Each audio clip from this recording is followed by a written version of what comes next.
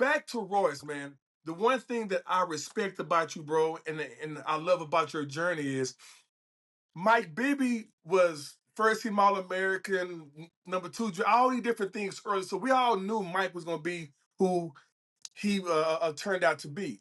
But it's more people like you, in my opinion, right? They have to grind. That was overlooked. But you made a choice not to give up, not to blame other people, or you laced up your shoes and you got better. Talk about that journey, bro. Yeah, I mean, for me, it was always like, I always believed, I was an NBA player. I just needed, the right opportunity, right chance. It was right about timing. Because when I was coming out, they didn't have like all the two-way contracts and all that. So, it was just a draft. And, if you didn't get drafted, you was bringing, going to a training camp deal or whatever, trying to make a spot. And, each, coming out didn't get drafted. So then played overseas, came back, had mini camps, played, summer league, was right there. And it was just, the opportunity didn't pan out. So then go back overseas again, come back, didn't get the opportunity, play summer league, do well, then sign with Utah. So I think, a lot of guys, dream of being that McDonald's All American, All American in high school, leading scorer, this and that, but everybody's path is different. And, mine, I'm just grateful that I had the experience, was able to like, say I really got it, out the mud. Yeah, And I really like, worked every year to be where I'm at. And, being in the NBA longer than those guys that were, McDonald's All yeah, American, lottery picks, this and that. So I'm, blessed and fortunate to, be here. So I think just taking pride in my journey and being able to tell my story, I think speaks a volume. for sure. What about those moments where, because we've all had them overseas, where you watching TV and you see Mm-hmm. somebody on TV that you killed in camp or that you killed in summer league. Like, what Man, about those moments, bro? How did that drive you when people you thought people forgot about you? yeah. Coming out, I had 22 workouts. So I was, all in the workouts with all like, first round guys. And killing, like going at them, killing those guys in the workouts, and I'm just like, okay, Can you why? give us their names, Royce? Uh, I gotta go back and look at the class, but like Oh, don't be all them political players on that us, got dog. drafted. Listen, I ain't gonna call out no names, then, No, but we can we go. not I can running. We go not down we the trying list to and I'll put checks. we not Uh, trying to call you like that. I was just fucking with you. Go ahead, nah, keep I going. already know. But yeah, I think just being in those workouts, being right there, I'm like, man, like how am I not getting the opportunity? And I feel like I'm at these guys' level or better than them, and I know I can be doing a lot better. But it was just, going into the right team, right fit for me. Then, being in Utah, had to work to be the last guy on the roster spot. So I'm fighting, a guy on the roster already, fighting Yeah, him out for the last pick. And then, just waiting my opportunity to turn. When my name is called, being there, being able to be ready, preparing each day to like not knowing when that chance was. And when I got the opportunity, just taking it away and running with it. that's what's up. That's Tell me what's up. this, Royce. Like I said, I'm gonna go back to the Phoenix situation. Uh, Talk about the transition from going from Brooklyn to Phoenix. Just give me Mm, that transition, what it was like. Yeah, it was interesting. I mean, going from my first year in Brooklyn, being one of the top teams with, Kyrie, KD, all those guys, to, them getting traded and us having, guys that, people call like role players, like Mikal, myself, Cam Johnson, Dorian, and all those guys. And then, getting traded to Phoenix. So now I'm, back in the situation where I'm with the superstars again, hmm Brad, Devin, KD. And then like me, it's just fitting in. Okay, these guys I know they traded for me to be like a defensive guy, knock down shots. So I think just, being from that Brooklyn team where like not really having a set identity or a set role, but then going into a situation where, okay, I know I'm doing this exactly. I know how I'm gonna help the team each and every day and what I'm bringing each and every game. So, and I think for me, just having that structure, because that's what I, learned and that's what I was used to. So just trying to find ways to keep that whichever team I'm on, just to lengthen my career. Mm-hmm. How many years have you been in the league? Going to nine total, nine right now, then 11 total. That That's shit goes dope. quick, don't it? Quick, That shit goes quick. quick. But You I'm know, man. I'm I'm not surprised listening to you talk from a coaching perspective. You're what every coach wants. Somebody who's professional, somebody that can embrace their role and be a star in their role. And I feel as if a lot of players don't buy into that. A lot of players want to be something that their coach don't see them as. And so how were you able to go from these different teams and your role changed and you to embrace it and bring value to each and every team you've played for?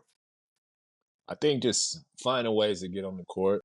I mean, Mm, NBA, everybody can score. yeah, That's what you're known for. And then, but it's like what sets you apart. What one thing can you do great that's going to make you stand out? So coming in, I knew being the last guy on the roster, I knew I wasn't going to have the ball. I knew I wasn't going to get. So like, what can I right. do to like impact and be able to be on the court? So then that was defense. So then okay, coach told me just run.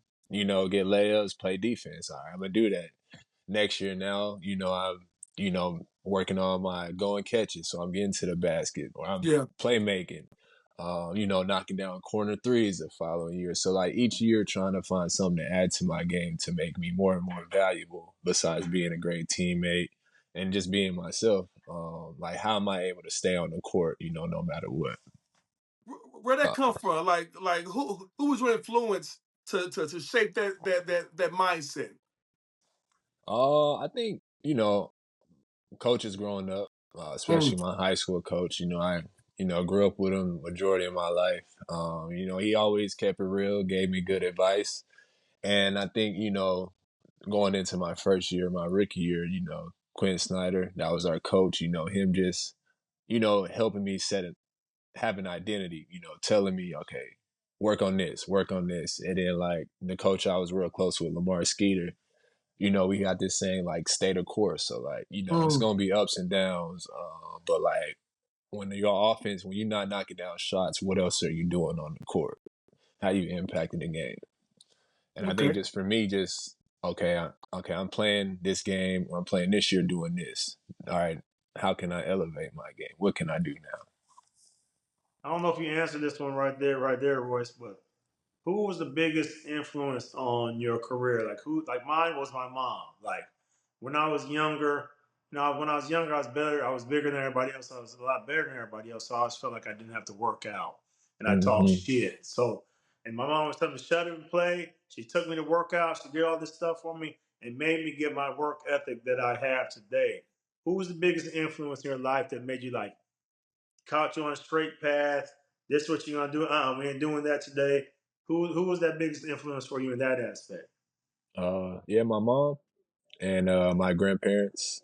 Mm-hmm. Okay. Um, my mom, she raised me, and my grandparents also raising me as well, teaching me, lessons and, them just installing things that help me succeed in life and continue to grow each and every day.